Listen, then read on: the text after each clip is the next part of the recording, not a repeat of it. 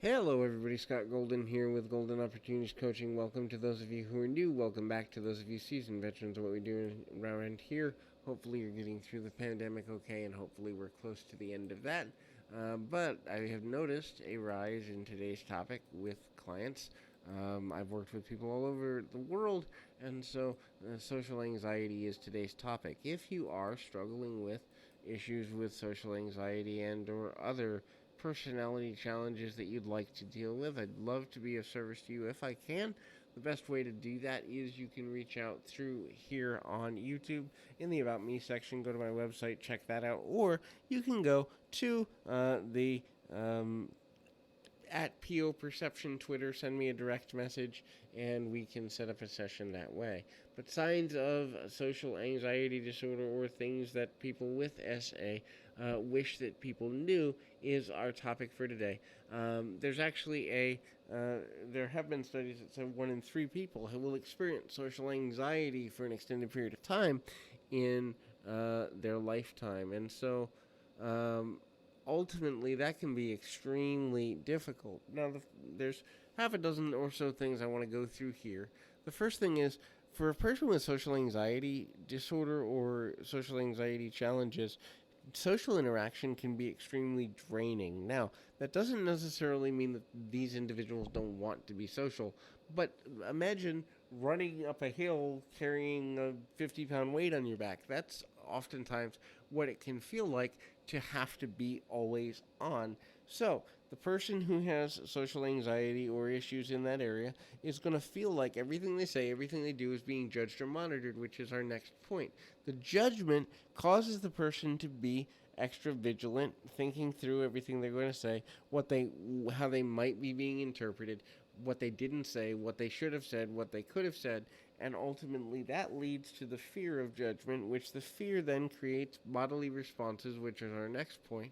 The bodily responses could be something as simple as shaking hands, nausea, dizziness, heart palpitations, sweating, nervous tics, switching from foot to foot. There's all sorts of ways that the body can respond.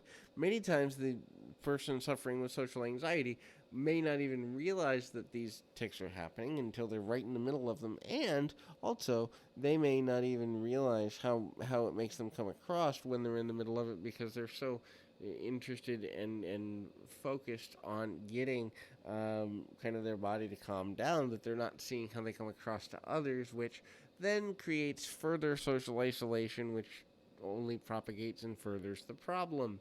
The next thing is they're going to be more likely comfortable to text or send a direct message than they are to speak by phone. Speaking by phone or in person, in other words, verbally, means that they have to know what they're saying, control their voice, control the tempo of their voice, the pitch and sound, choose the right words, convey their ideas, not seem nervous, and all these other things. A text message can be edited many times if necessary in order to convey the ideal scenario that they're trying to get um, kind of thing going through as much and as easily as they can.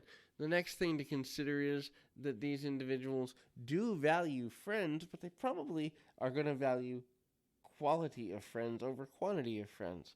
The act of making a friend for a person with social anxiety can be extremely difficult. So, these individuals will try to hang on to their friends as long as they can, one, and try to limit the amount of new people they're interacting with on a day to day basis, two, because, well, at the end of the day, the more new people you interact with, the more potential rejection you face, and, well, who wants to deal with that?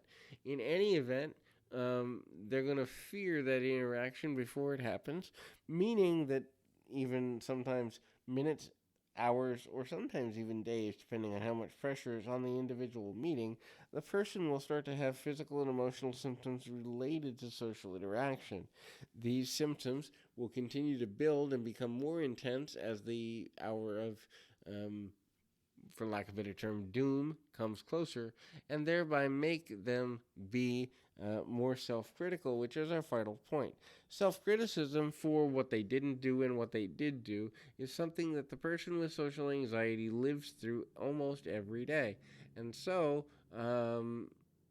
it can be extremely difficult for them to enter into new social situations, not because they don't want to be social, but because how does one feel confident through that process when they don't necessarily have all of the necessary skills or know everything that's coming at them? The more a person knows what's coming at them, the easier it is to deal with things. But social interaction usually requires some, if not a lot, of ad libbing, and a person with social anxiety is going to have, or can often have, difficulty in doing that. So, hopefully, this is helpful to you.